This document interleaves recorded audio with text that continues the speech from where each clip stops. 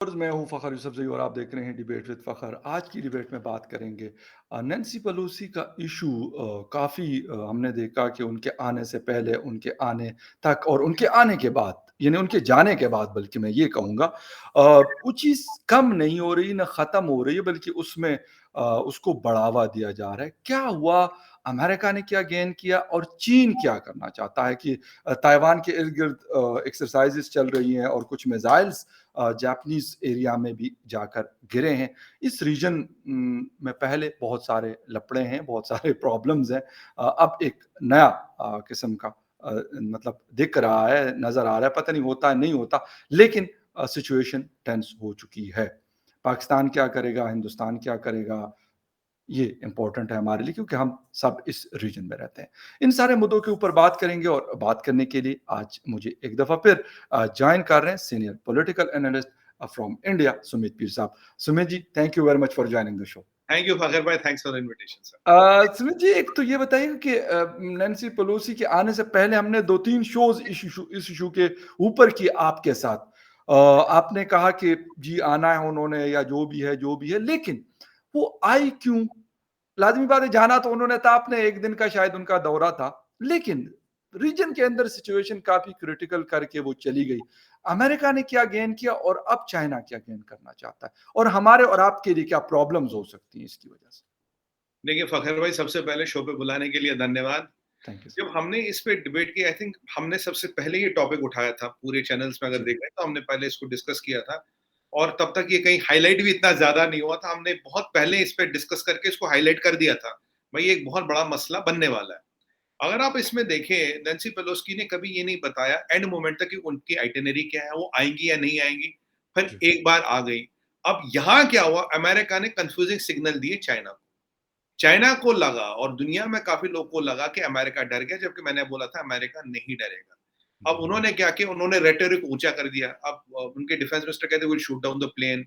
या Global Times कहता है, "हमने जहाज़ अपने जी जंगी बेड़ा मूव कर दिया, सबमरीन मूव कर दिया, चाइनीज़ एयरफोर्स, पीएलए की एयरफोर्स पूरी रेडी है। हमने उसको ताइवान को एनसर्कल कर दिया।" बिल्कुल। यहाँ पे जो बाइडेन साहब की जी से बात होती, 2 घंटा 17 मिनट बात चलती, वहाँ तो उन्होंने धमकी दे डाली, "don't play with the fire, the people who play with the fire will perish it." और फ़खर भाई, ये एक्सट्रैक्ट्स जो बिल्कुल कॉन्फिडेंशियल होते हैं, चाइना ने रिलीज़ कर दिए। यूजुअली ओह! ये एक्सट्रैक्ट कोई रिलीज़ नहीं करता, ये जो भी बात होगी आपस में होगी। उन्होंने रिलीज़ कर दिया। अमेरिका ने बोला यस, नो, करेंगे, नहीं करेंगे, तो चाइना ने और अपना एंटी ऑप कर दिया।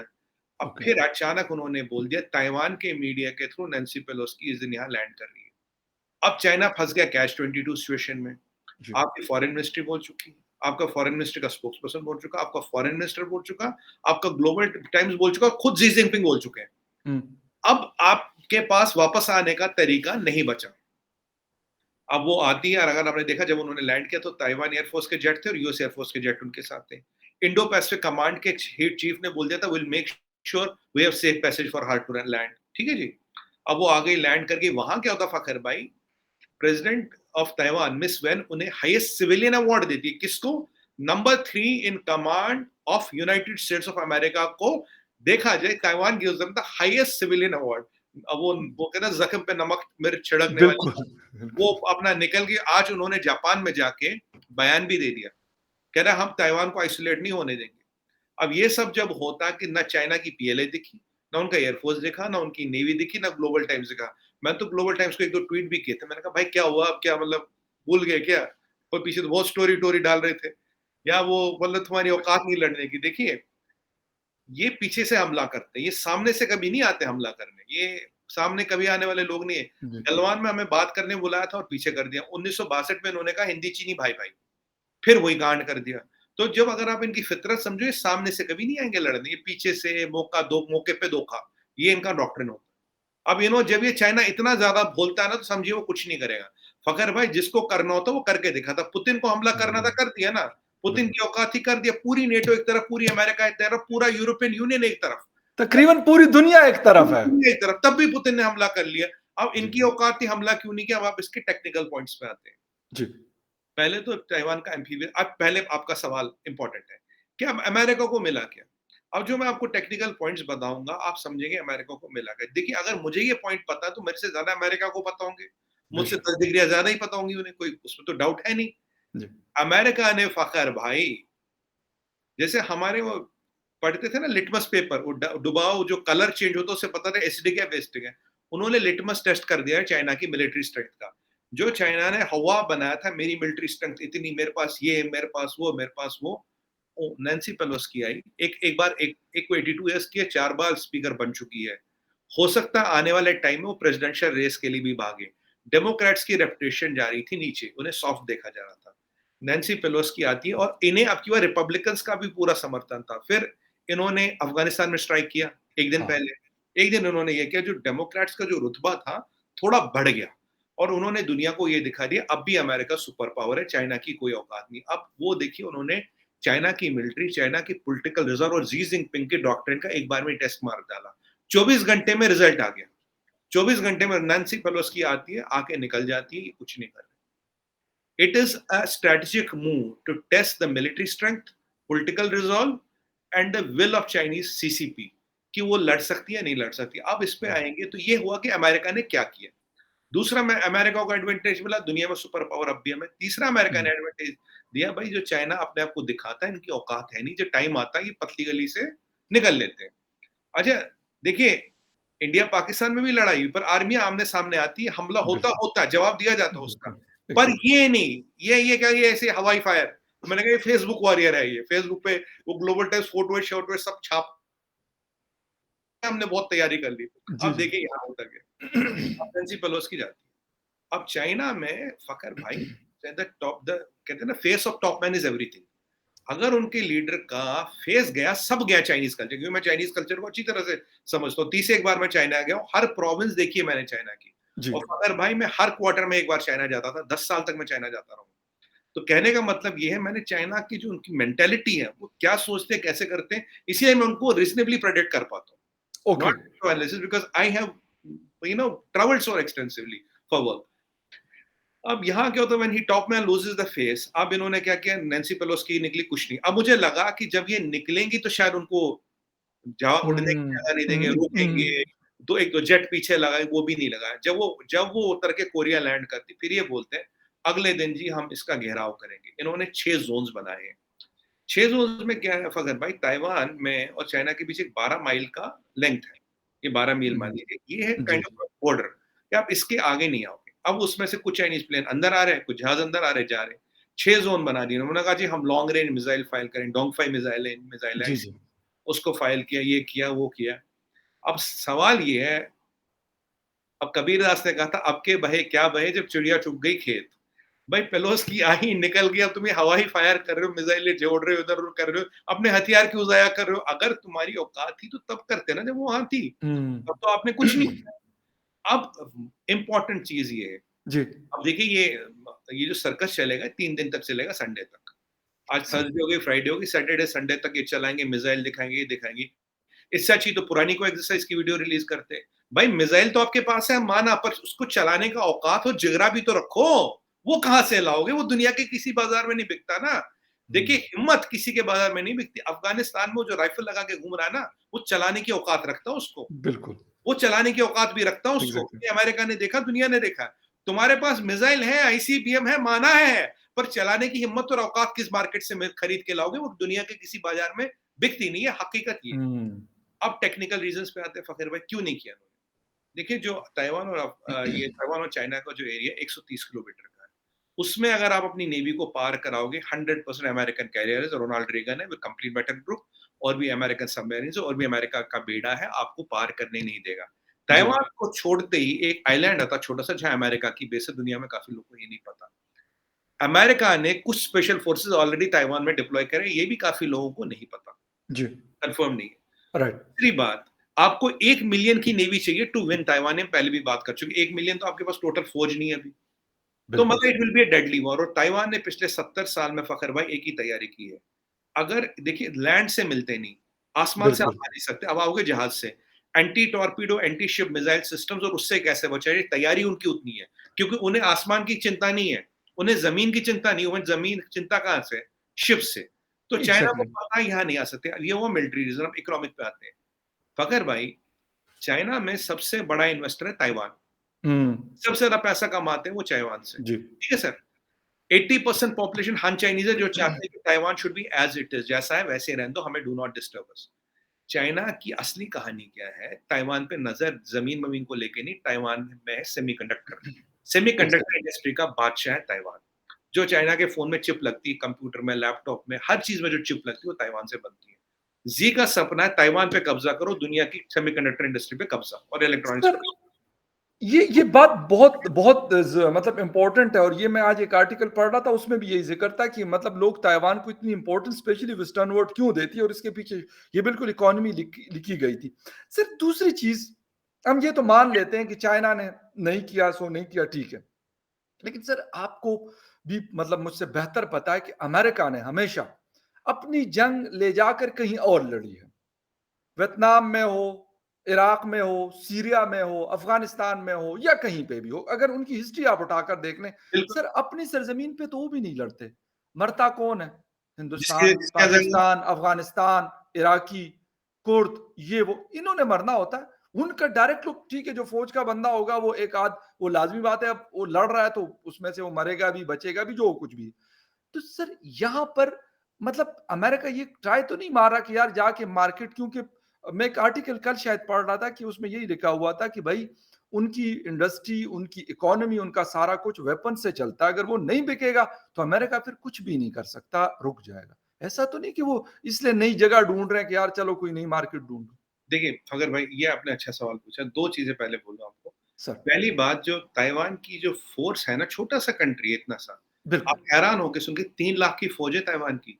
चाइना की 8 लाख की है, तो ऐसा नहीं ताइवान इज़ अ वॉकओवर कि मतलब है चीनी में जैसे चाय में चीनी घोल के पी जाओ। ताइवान सर, अगर ज़ी जीत सकता था, अब तक जीत चुका होता। राइट। ज़ी ना ताइवान जीत सकता, ना अमेरिका को हरा सकता। ये 2 चीज़ें दुनिया को कब साफ हो गई शीशे की तरह। जी। अब थोड़ा चाइना की इकोनॉमी पे जाते हैं, फिर आपके वेपन्स पे आऊँगा। जी, जी, प्लीज। चाइना की इकोनॉमी की जो हालत है, आपने 80 करोड़ लोग बंद कर रखे हैं, आपके सड़क हाँ। पे टैंक है, पीएलए है, आपका इकोनॉमिक आउटलुक 3.1% आ गया है, ये भी सबको पता है। जी। आपका इकोनॉमिक आउटलुक अगले साल का कोई बता नहीं रहा। फ़खर हम्म। मैं 2 चीज़ें बताऊँगा, 2-3 चीज़ें आप समझ जाइए। हमने पीछे बात की चाइना के बैंक में एटीएम पैसा नहीं दे रहे। रूरल में बिल्कुल। एटीएम में इन्होंने सीलें लगाई, क्यों लगाई? 80% आपने प्रोडक्शन बंद करके, एक्सपोर्ट हो नहीं रहा, बिजली नहीं है, कोयला नहीं है, शिपिंग लाइन नहीं है, हर चीज़ नहीं चल रही, और आप दुनिया भर में पंगे काट रहे हो, क्यों? अब आपको एक चीज़ बताऊँ, फ़खर भाई 2-3 स्ट्राइकिंग डाटा है यहाँ, जो इकोनॉमी की असली हालत बताता है। जी। चाइना में एक बड़ी इंडस्ट्री है रियल एस्टेट। रियल एस्टेट में 7-8 बड़ी कंपनियाँ, 7-8 में से 7 डिफ़ॉल्ट कर चुकी है। जी। 7 हैं ऑलरेडी डिफ़ॉल्टेड। एक जो राइट। सबसे बड़ी रियल एस्टेट कंपनी, एक लेडी चलाती है, उनका नाम चाइनीज़ नाम मुझे याद नहीं आ रहा। उसको $300 मिलियन चाहिए, चाइना का कोई बैंक उसको $300 मिलियन दे नहीं पा रहा, वो अपना आईपीओ निकाल रही टू रेज़ फंड्स। उस कंपनी का आपको पता है डेट कितना है? कितना बैंकों से उसने ले रखा है? Hmm. $240 billion, which is almost equivalent to GDP of Pakistan. एक रियल एस्टेट कंपनी का डेट है, सर। ठीक है? अगर वो कल को डिफ़ॉल्ट कर गई, सीधा $250 बिलियन का फटका एक दिन में लगता है। बिल्कुल। Chinese media has almost declared, देखिए आप वहाँ जानते हैं टिप ऑफ द आइसबर्ग वाला लॉजिक है, 10% ही हाँ। बताते हैं, 90% छुपाते हैं। बिल्कुल। $450 बिलियन, फ़खर भाई सुनिएगा, $450 बिलियन का डिफ़ॉल्ट उन्होंने डिक्लेयर कर दिया है। तो ये मान लीजिए ये होगा 2 डेढ़ 2 ट्रिलियन के आस-पास, जितना फॉरेन एक्सचेंज रिज़र्व है भी, वो वहाँ पूरा हो गया। आपको एक और चीज़ बताऊँ, अब ये इम्पोर्टेंट चीज़ है, ये मैं पाकिस्तान के हर हुक्मरान से सवाल करूँगा, और पाकिस्तान के हर निवासी को ये इन्फॉर्मेशन देना चाहूँगा, नियाज़ी हम्म। साहब, वो हमारे शरीफ साहब हो, वो हमारे ज़रदारी साहब हो, सब। जी। ये चीज़ वो किसी को नहीं बताएँगे, अब मैं बताता हूँ। फ़खर भाई, पाकिस्तान की जो भी हालत है, चाइना 1 डेढ़ 2 बिलियन डॉलर देने को तैयार नहीं है। पीछे नहीं है फिर। देखिए, कभी पार्क रखवाता, कभी एयरपोर्ट रखवाता, कभी कुछ करता, कभी कुछ करता। बिल्कुल। कहता जी हमारे पास पैसे नहीं, हम दे नहीं सकते। ठीक है जी, कोई बात नहीं, आपकी मर्ज़ी मत दो। जी। यही चाइना जिसको पाकिस्तान ऑल वेदर फ्रेंड कहता है, आयरन क्लैड ब्रदर कहता है, सीरिया में जिसकी आबादी 1.8 हाँ। करोड़ है, वहाँ $150 बिलियन इन्वेस्ट कर लिए चाइना ने। कर हम्म। चुका। और आपको पता फ़खर भाई, सीरिया से एक पैसा वापस नहीं आना। वहाँ हालत ही बिल्कुल। नहीं पैसा देने की। जहाँ आप सीरिया में $150 बिलियन लगा रहे, वहाँ आप यहाँ $1.5 बिलियन नहीं दे रहे। और बिल्कुल। पाकिस्तान कहता है ऑल वेदर फ्रेंड, ब्रदर, ये वो। बिल्कुल। किसका ब्रदर? और देखिए कल के जो मसला हुआ, रशिया और पाकिस्तान को छोड़ के सीरिया ने भी उनको सपोर्ट नहीं किया, उसने भी मुँह नहीं खोला। किसी कंट्री ने 200 से ज्यादा कंट्री किसी कंट्री ने सपोर्ट नहीं किया। अब मैं यहाँ सवाल ये पूछूंगा, अगर वहां $150 बिलियन देने को, तो यहाँ $2 बिलियन देने को क्यों नहीं है? और दूसरी आपको बात बताऊं, जी। सीरिया में इंटरेस्ट क्या है? सीरिया में इंटरेस्ट पैसे दे नहीं पाएगा।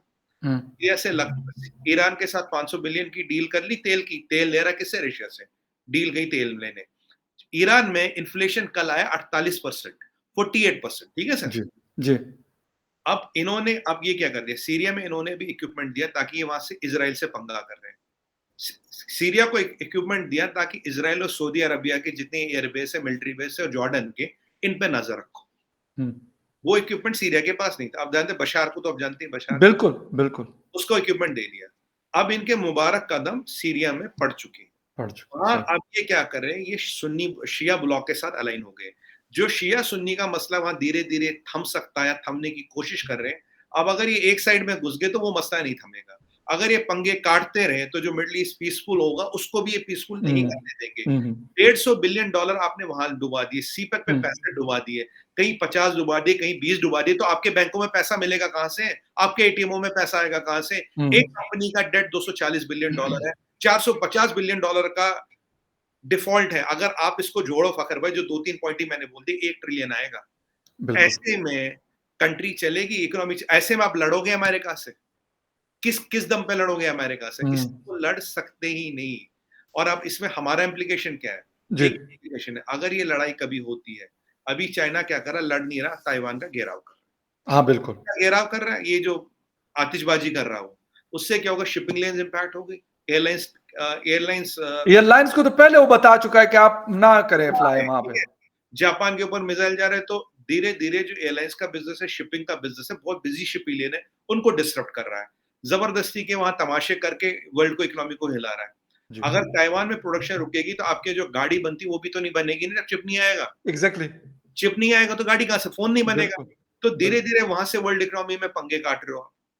मतलब मैं कह रहा हूँ आपको, वहाँ से पंगे काट रहे हो। अगर ये घेराव चलता रहा, देखिए होगा कि इन्फ्लेशन फिर बढ़ेगा, करेंसियाँ फिर हाँ, गिरेगी, हाँ। महँगाई और बढ़ेगी, और अगर ये लड़ाई हुई, तो एशिया में फ्लैश पॉइंट बनेगा। लेकिन सर मैं अमेरिका वही से दूर, सवाल मेरा ये कि अमेरिका हमेशा ये क्यों करता है कि किसी और के घर में जाके मतलब आके लड़ना शुरू करता है? अगर इतना शौक है तो आपस में लड़े ना, वहाँ पे भी तो बहुत सारे मुल्क है, वेनेज़ुएला के साथ मामलात है, पता नहीं कहाँ-कहाँ पे है। नहीं लड़ते या ना वो, जिनके साथ डायरेक्ट बॉर्डर लगते हैं तो जाके लड़े ना। मैं बता रहा हूँ आपको, देखिए। तो ये यहाँ पे ये सारी इनकी कवायद चलेगी। रीजन इम्पैक्ट होगा एशिया पैसिफिक, और चाइना साउथ चाइना सी में लड़ाई नहीं कर सकता फ़खर भाई, they can not afford it with this debt. आज से 10 साल बाद भी अफोर्ड नहीं कर पाएगा। जी, अब बिल्कुल। रही अमेरिका की बात, अमेरिका की पॉलिसी फिर वही है, अपनी ज़मीन पे कभी नहीं लड़ता, लड़ेगा तो यहाँ लड़ेगा।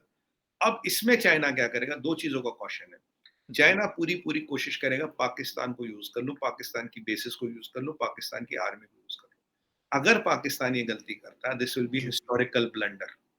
इसमें आप अफ़गानिस्तान में देख चुके हो, आप यहाँ देख चुके हो। 2 दफ़ा अगर आप इनके अफ़गानिस्तान में। चक्कर में फँस गए, और फिर इनके अपोज़िट कौन है? अमेरिका। जी। अमेरिका और चाइना के बीच में पिसने का कोई मतलब नहीं। मैं तो हैरानी तो मुझे ये हो रही थी, जब भुट्टो साहब, ज़रदारी साहब कह रहे थे बिलावल कि हम इनके बीच मीडिएट करेंगे। यार, हाथियों की लड़ाई से तो वैसे ही दूर 2 रहना चाहिए। हाथियों की लड़ाई में, बिल्कुल। तुम काहे को बीच में घुस रहे हो? तुम्हारा क्या मतलब मीडिएट करने का? सर हमें कौन असल मानेगा में तुम्हारी बात? मसला ये है कि हमें तो मतलब $2 बिलियन कुछ मतलब 1 साल के लिए एक्सटेंड करवा दिया चाइना ने, तो हम उनके सामने जैसे पता नहीं बंधे गए हैं। अमेरिका ने $1.7 बिलियन जो आईएमएफ का लोन है, वो हमें मिलना है, तो भई हमें तो सीधी-सी बात है, हमें तो दोनों से पैसे चाहिए मतलब हमारा तो गुज़ारा दोनों के बगैर मुश्किल है। भाई, आप देखिए किन के बीच फँस रहे हो आप। बिल्कुल, पॉलिटिकली, खामख़ा। डिप्लोमैटिकली इस मतलब ही नहीं। आपका क्या मतलब वहाँ घुसने का? मतलब कौन-सी सेंट डिप्लोमेसी कहती है आप वहाँ घुसो? और आपकी बिल्कुल। अमेरिका के हथियारों की बात। देखिए फ़ाखर भाई, ये मैं आपको एक बड़ा इंपॉर्टेंट चीज़ बोलूँगा आज, जी, जी। With based on analysis. दुनिया में एक गलत कंसेप्शन है कि जो अमेरिका की इकोनॉमी है हथियारों पे चलती है। आपको पता है, the arms exports of America is not even 1% of American GDP. Okay. Is not even 1% of American. हाँ, अमेरिका में सबसे बड़ी हथियारों की कंपनियाँ हैं, पर इकोनॉमी उस पे चलती नहीं। अमेरिका में 60% इकोनॉमी चलती है एसएमई पे। एसएमई का मतलब है वहाँ शॉपकीपर, रेस्टोरेंट, छोटा धंधा। Small and medium enterprises. 60% of the American GDP is run on SMEs. 10% सबसे बड़ी इंडस्ट्री है वहाँ कार मैन्युफैक्चरिंग। और ये ओके। जो माइक्रोसॉफ्ट वगैरह, they don't even contribute 10% of the American GDP. 10% government defence चलाता है, बट गवर्नमेंट स्पेंडिंग वगैरह ये वो सबसे बड़ी इंडस्ट्री वहां पे कार मैन्युफैक्चरिंग 10 से 15-17% ऐसे ओके। चलती है, और 60% चलाता है एसएमई, छोटा व्यापारी, छोटा हुँ, दुकानदार। ये है जी, छोटे व्यापारी की ताकत। जो arms industry, that is not even 1%, I am repeating sir, 1% of the total GDP of the arms okay, is not even. अगर उसके लिए आप इतने बड़े लफड़े पालोगे, चाइना से पंगे लोगे जिसके पास हथियार है, तो it is not worth the trouble. So हथियारों ओके, वाला एंगल यहाँ पे नहीं है।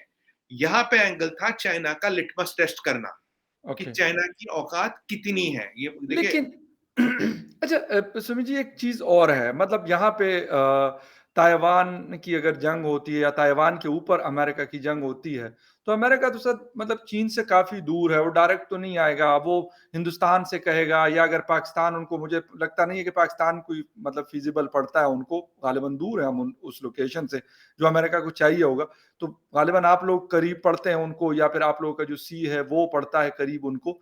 तो सर उस वक़्त फिर क्या होगा? मतलब लाज़मी-सी बात है, अगर हम चीन के साथ खड़े होंगे तो अमेरिका क्या हमें छोड़ेगा? वो लाज़मी बात है। मतलब अगर जंग होगी तो फिर तो ये लिहाज़ नहीं होगा ना कि फ़खर यूसुफ़ज़ई कौन है और सुमीत पीर साहब कौन है? बिल्कुल, बिल्कुल। तो सर हमारे और आपके लिए मतलब इसमें क्या है? मुझे तो नुकसान ज़्यादा और फ़ायदा कम नज़र आ रहा है लेकिन आपका एनालिसिस चाहूँगा इस पे। सर, किसी भी जंग में फ़ायदा तो होता ही नहीं ना, जंग में कि कभी किसका फ़ायदा हुआ? नहीं होता फ़ायदा, ये बिल्कुल, तो आप मान के बिल्कुल। चलिए। अब कहते हैं कि जंग से थोड़ी इकोनॉमी में बूस्ट आता है, बट जो आजकल की इकोनॉमी हो गई है, डिजिटल हो गई है, जंग से इतने ज़्यादा फ़र्क नहीं पड़ते। पहले क्या होती थी, मैकेनिकल इकोनॉमी थी, इंडस्ट्रियल रेवोल्यूशन पे जी। इंडस्ट्रियल रेवोल्यूशन बेस्ड इकोनॉमियाँ थी, प्रोडक्शन बेस्ड इकोनॉमियाँ थी। अगर आपका 60% जीडीपी, मैंने इसीलिए फिगर बताया, अगर आपका 60% बीजेपी एसएमई से आता है, तो जी। जंग हो ना हो, आप 10-15% गाड़ियाँ बेच के आता है, तो जंग हो ना हो ज़्यादा फ़र्क नहीं पड़ेगा, थोड़ा फ़र्क ज़रूर पड़ता है जंग से। जी, जी। पहली बात ये। दूसरी बात है, हमें देखिए, हम किसी की जंग नहीं लड़ते, ना हम लड़ेंगे, ना लड़ेंगे। जो हमारा अमेरिका के साथ एग्रीमेंट अगर डॉकिंग का है, रिफ्यूलिंग का, वो हम देंगे। देखिए, चाइना हमारा एडवर्सरी है, इसमें कोई डाउट नहीं है। ये हम बिल्कुल कहते हैं, मानते हैं, जानते हैं, इसमें कहने में कोई शर्म नहीं है। जी।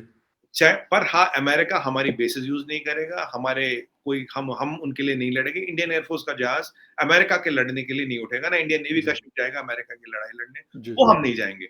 बाकी जो हमारे म्यूचुअल डिफेंस एग्रीमेंट्स है, जैसे हमारा डॉकिंग का एग्रीमेंट है जापान के साथ, हमारा डॉकिंग का एग्रीमेंट है सिंगापुर के साथ, कि हम वहाँ डॉक कर सकते हो, यहाँ डॉक कर सकते हैं। जो एग्रीमेंट्स होंगे हाँ। वो सपोर्ट करने पड़ेंगे, उसके अलावा भी कुछ मदद करनी होगी, करनी पड़ेगी। देखिए, चाइना का हमसे कोई रिलेशन अच्छा तो है नहीं, अगर यही रिलेशन अच्छा होता तो शायद हमारी स्ट्रैटेजी दूसरी होती। हुँ। अब आप देखिए, वहाँ तो हमारी तो अभी 1 लाख फ़ौज तो डिप्लॉयड ही है ना एलएसी पे, वो तो है ही। तो हुँ। अब इतने जो ये लफड़े-झगड़े हो रहे हैं यहाँ पे, तो अब देखिए, चाइना को भी कभी न कभी ये डिसाइड करना पड़ेगा वो चाहता क्या है। मगर भाई, हुँ। पैसे की ताकत पे किसी ने दुनिया नहीं जीती, दुनिया जीतती या तो एग्ज़ैक्टली। बाज़ू पे या विचार पे, ईदर आइडिया और स्वॉर्ड। पैसे लगा के कि तुम्हारी इकोनॉमी खत्म कर दूँ, तुम पे कैप्चर कर दूँ, वो सब हुँ। चीज़ें ना, ये सब चीज़ें आजकल चलती नहीं और उनको ये समझ आ नहीं रहा। वो इसी चीज़ पे घुमा रहे हैं, पर अब वो इतना आगे चल चुके हैं फ़खर भाई, वापस आना मुश्किल है। They cannot come back. और अच्छा जब तो क्या अब ये तक क्या करेंगे कि अगर ये कमबैक नहीं कर सकते, वापस अपनी जगह पे नहीं आ सकते एलएसी के ऊपर भी 2 साल से फ़ौजें बिठाई हुई हैं, अभी ये पंगा ले लिया ताइवान के साथ, ठीक है, ताइवान खामोश है फिलहाल या जापान में जो मिसाइल गिरे हैं, उन्होंने बाकायदा एहतजाज रिकॉर्ड करवाया, प्रोटेस्ट किया है उनके फ़ॉरेन ऑफ़िस ने। तो अब क्या करना है इन्होंने? क्या मतलब हमला करना है इन्होंने या फिर यही मतलब करेंगे कि तंग करेंगे लोगों को, साथ वालों को, इर्द-गिर्द के लोगों को? देखिए, अगर जिसको हमला करना होता है ना फ़खर भाई, वो सर्कस नहीं करता, वो हमला कर देता, एग्ज़ैक्टली। वो बताता भी नहीं। जी। देखिए, हमले में सबसे बड़ा हथियार क्या है? आपका रॉकेट नहीं, सरप्राइज़। आप प्रिपेयर्ड हो, हमला हो जाए। जी, सरप्राइज़ ही है ना, गलवान में तो हमें बात एग्ज़ैक्टली। करने के लिए बुलाया था ना। बिल्कुल। फिर आप जानते हैं क्या हुआ? देखिए, अब यही, अगर यहाँ ये बता रहे हैं तो मतलब ये कुछ करेंगे नहीं, बट ये तंग करते रहेंगे, ताइवान की इकोनॉमी को चोक करते रहेंगे। और मुझे इनकी ना एक बड़ा बहुत ही अजीब चीज़ लगी, बोले हमने ताइवान से जी कुछ चीज़ों का इम्पोर्ट बंद कर दिया, एग्रो प्रोडक्ट्स का। हुँ। मतलब प्याज़, लहसुन, आलू ताइवान से इम्पोर्ट बंद कर दिया तो ताइवान रुक गया। बंद करना तो एफडीआई बंद कर दो, बंद करना तो सेमीकंडक्टर बंद कर दो, बंद करना तो ऐसी चीज़ें बंद करो ना। भाई, प्याज़, लहसुन, भिंडी, आलू बंद कर दिया तो क्या फ़र्क पड़ गया उनको? मत कहीं और से मँगा लेना। अब यहाँ जब तक ये ज़ी जिनपिंग पावर में बैठा है, दुनिया में कभी भी कोई बड़ा लफड़ा हो सकता है इसके कारण। देखिए, कोई ओके। भी लीडर हो, देखिए, अगर आप देखें, माओ के काम करने का स्टाइल और ज़ी के काम करने का स्टाइल सेम है। डेंग ज़ियाओपिंग और माओ में आसमान-ज़मीन का फ़र्क है, दोनों कम्युनिस्ट थे। एक हुँ। ने चाइना को जोड़ा, एक ने चाइना को बनाया। चाइना को बनाने वाला डेंग है, डेंग ज़ियाओपिंग है, माओ नहीं हाँ। है। माओ ने क्या किया? ग्रेट लीप फॉरवर्ड और कल्चरल रिवॉल्यूशन, 6 करोड़ अपने लोग मार डाले। अगर आपको जब कम्युनिस्ट पार्टी की 100th एनिवर्सरी थी, कुछ महीने या 1 आध साल हो गया होगा, मुझे अब ध्यान नहीं। आपने देखा उस शी जिनपिंग ने माओ वाली जैकेट पहनी थी। माओवाद आपको पावर देता है, आपको प्रूडेंस नहीं देता। माओवाद gives you power not okay, prudence. Right. We need somebody is who has prudence, जो इस हुँ। वर्ल्ड ऑर्डर में फिट हो जाए, जियो और जीने दो, खाओ और खाने दो। तुम भी अपने घर खुश, हम भी अपने घर खुश। इन ये okay, problem is with this man. अगर ये आदमी हटता है, चाइना का थर्ड परसेप्शन इस आदमी के हटते ही 50% कम हो जाता है। Because it's about the man sir, it is not about the country. Country क्या है वहाँ? कंट्री तो वहाँ एक आदमी चलाता है ना। कोई एग्ज़ैक्टली। डेमोक्रेसी तो है नहीं, कोई पार्लियामेंट तो है नहीं। भाई यहाँ पॉलिटिकल पार्टियाँ हैं, लड़ती है, भिड़ती है, हाँ, बिल्कुल। इम्तिहान देता है, सामने आता है, इलेक्शन तो होता है। वहाँ यस, किसका इलेक्शन, कौन इलेक्शन, एक आदमी के जो मन में है वो होता है। यहाँ ये जो ऑटोक्रेटिक कम्युनिज्म है, ये डेंजरस है। और ओके। एक एक सेफगार्ड एक ही है चाइना का। उनकी इकोनॉमी वर्ल्ड की इकोनॉमी से मिली पड़ी है। अगर चाइना का आप इकोनॉमिक नलका बंद कर रहे हो, जो हो रहा है, hmm, they will hmm. Crumble under their own weight. जबकि ओके। रशिया में ये नहीं है। रशिया का वर्ल्ड ट्रेड में 1% भागीदारी भी नहीं है। रशिया को आपने सारी सैंक्शंस लगा दी, सब कर दिया, वर्ल्ड रिसेशन पे आ गया। रशिया अब भी खड़ा, अगले साल 6% वो को सुकून में है, वो तो बड़े ज़बरदस्त 6% पैसे छाप रहा है।